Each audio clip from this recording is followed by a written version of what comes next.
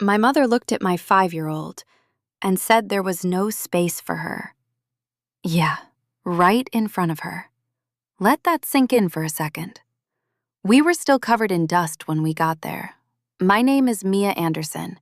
I'm 32, a single mom, and 3 hours before that moment, an earthquake had turned our apartment into something we couldn't go back to. Red tag on the door, cracks running through the walls like veins, everything unstable. But before we continue, please subscribe and turn on the notification bell for updates. I had one bag. My daughter Lola had her stuffed rabbit. That was it. So tell me, where would you go? Because for me, there was only one option left, the place I said I'd never go back to unless I had no other choice. My mother's house. Dora, 58, organized, controlled, the kind of woman who always had everything in its place, including people. My stepfather, Cerdric, quiet as always. My sister Livy, already there with her daughter Evil, living comfortably in a house that had more rooms than it needed. I remember standing at that door, hesitating. Not because I didn't think they'd open it, but because I didn't know how they'd look at us when they did. The door creaked open. My mom's eyes moved fast, over me first, then down to Lola. And something changed. You ever see someone make a decision in silence, before a word is even spoken? She didn't smile, didn't meal, didn't say, "Come in." She just said it. We don't have space for her. Not for us, for her. Lola's hand tightened around mine. She didn't speak. She just looked past my mom, into the house. And I saw it too. Toys on the floor, light spilling out from a playroom, laughter echoing from somewhere inside. No space? I could have argued, listed every reason why that didn't make sense, pointed out the empty guest room I knew was still there. But I didn't. I swallowed it, looked my mom dead in the eyes, and said, "Understood." Then I turned around, took my daughter's hand, and walked away. No yelling, no begging, just silence. But here's the part no one saw coming. 3 days later, they got a call they weren't expecting. It wasn't the first time my family chose comfort over me, but this time, Lola heard it. Let me ask you something.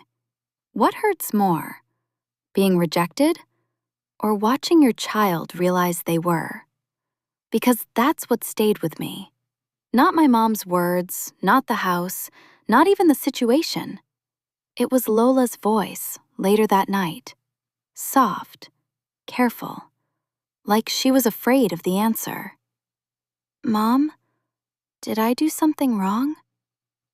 We were sitting in the back seat of my car when she asked that. The windows fogged up, the air cold.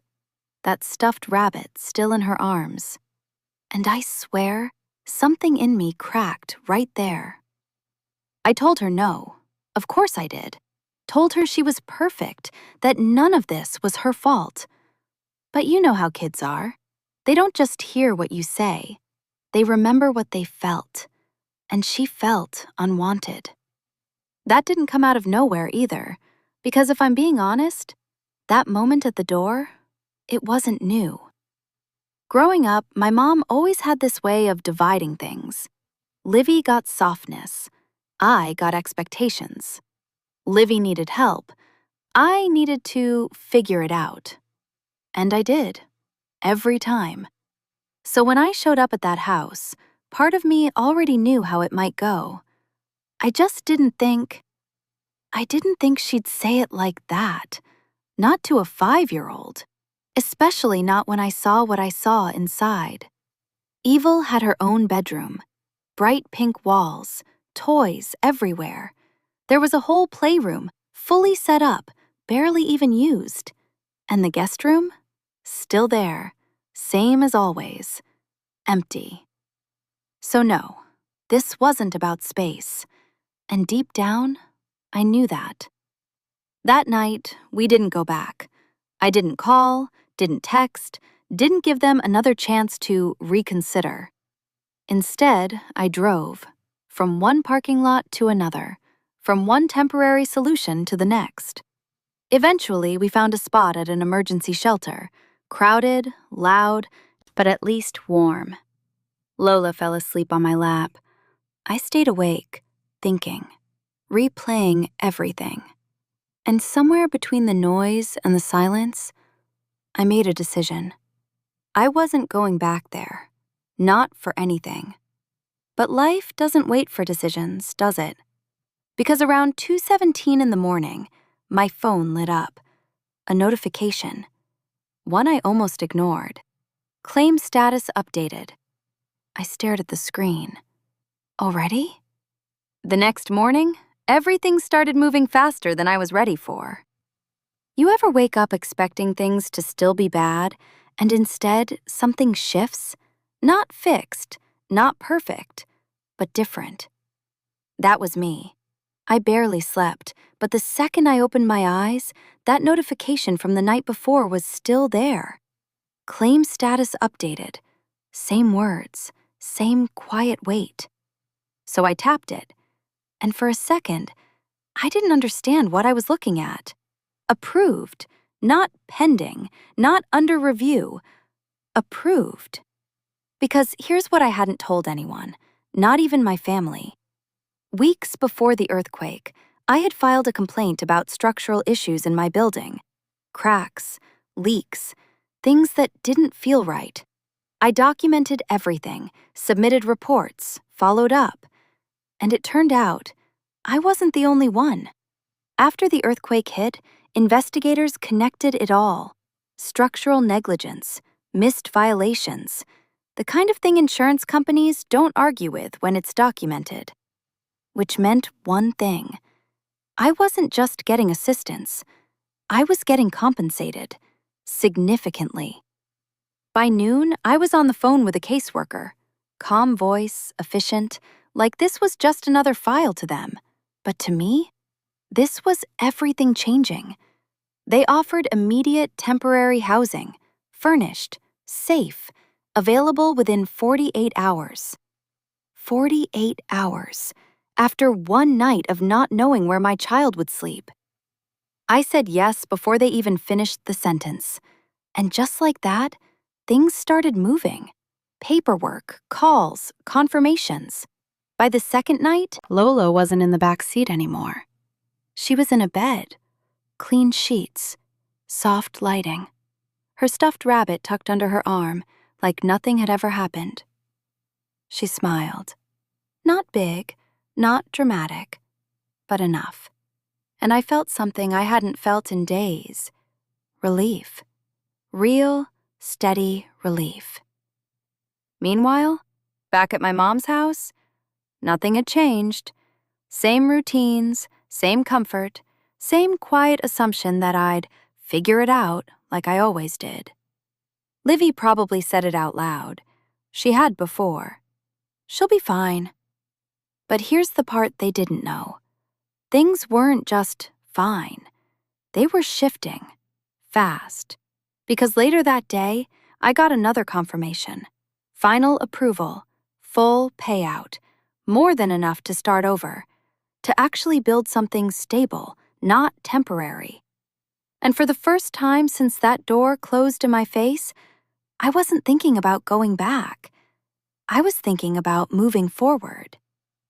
Then my phone rang. I glanced at the screen and just stared. Caller ID, Mom. I let it ring, didn't answer, because something told me they didn't know yet, but they were about to. 3 days after they turned us away, everything changed for them. Not because of me calling, because I didn't. I stayed quiet. But news has a way of traveling, especially when it's the kind people don't expect. And this was exactly that. It started small, a mutual acquaintance, someone who knew about the building, the investigation, the payout. One conversation turned into another, and before long, My name made its way back to my family. Mia got approved. Mia got housing. Mia got compensated, significantly. And just like that, the silence broke. First, it was the calls, one after another, my phone lighting up with "Mom" across the screen, like nothing had ever happened. Then the messages. "Hey, just checking on you. We were worried. You should come by. We haven't seen Lola." We. We hadn't seen Lola? I stared at that one longer than I should have, because 3 days earlier, they had. And they decided she didn't belong there. Then Livy texted, casual, almost cheerful. "Evel misses Lola. We should get them together." Should we? Funny how space opens up when it's convenient. I didn't respond right away, not to any of them. Instead, I looked around the apartment. Small, but clean. Warm. Ours. Lola was sitting on the floor, coloring, humming to herself like kids do when they feel safe. No tension in her shoulders, no questions in her eyes. Just peace. And that's when it hit me. I didn't need anything from them anymore. Not space, not approval, not even an apology. But I did need something else. Closure. So I replied, simple, direct. "We can stop by tomorrow." No emojis, no extra words, just that. The next day I drove us over. Same street, same house. Nothing had changed on the outside. But walking up to that door, it felt different, because this time, I wasn't there to ask. The door opened faster than before. My mom smiled, wide, warm, like the last 3 days hadn't happened. Livy stood behind her. Evel peeked around the corner. And the house? Still full, still spacious, still exactly how I remembered it. "Come in," my mom said quickly. "Of course, there's always space for family." I stepped inside slowly, looked around, took it all in. Then I looked back at her, paused, and said, calm as ever, "That's not what you said." And just like that, the room went quiet. "That's not what you said." The words didn't echo. They landed, heavy, direct, unavoidable. For a second, no one moved. My mom's smile didn't disappear right away, but it changed, tightened, like she was trying to reshape the moment into something more comfortable. "That's not fair, Mia," she said quickly. "You showed up out of nowhere. Everything was chaotic." "No," I cut in, calm, steady. "It wasn't chaotic. It was clear." I didn't raise my voice. I didn't need to. Lola was standing right there. You looked at her and decided there wasn't space. Silence again. Livy shifted her weight, arms crossing. "You're blowing this out of proportion. Mom didn't mean it like that." I glanced at her. Then how did she mean it? No answer, because there wasn't one that made sense. That was the truth. The logical, simple truth behind everything. They had space. Physically, emotionally, practically. The guest room was still there, the playroom still half empty. Nothing had changed except their priorities in that moment. And we weren't one of them. My mom exhaled, softer now. "We were stressed. We didn't think it through." "I believe that," I said. And I did, but that didn't change anything. I looked down at Lola. She was holding my hand again, but this time not tightly, just steady. "She heard you," I said. "That part doesn't go away." That was the emotional weight of it. Not anger, not revenge, just impact. And impact has consequences. So I made mine clear. "We're okay now. We have a place. We're stable. But things are going to be different." My mom's expression shifted again, this time uncertainty. No more dropping in. No more assumptions. If you want to be in Lola's life, it's going to be on terms that actually respect her. Livy opened her mouth, then closed it. Cerdric? Still silent, consistent, as always. And that was it. No shouting, no dramatic exit, just a boundary.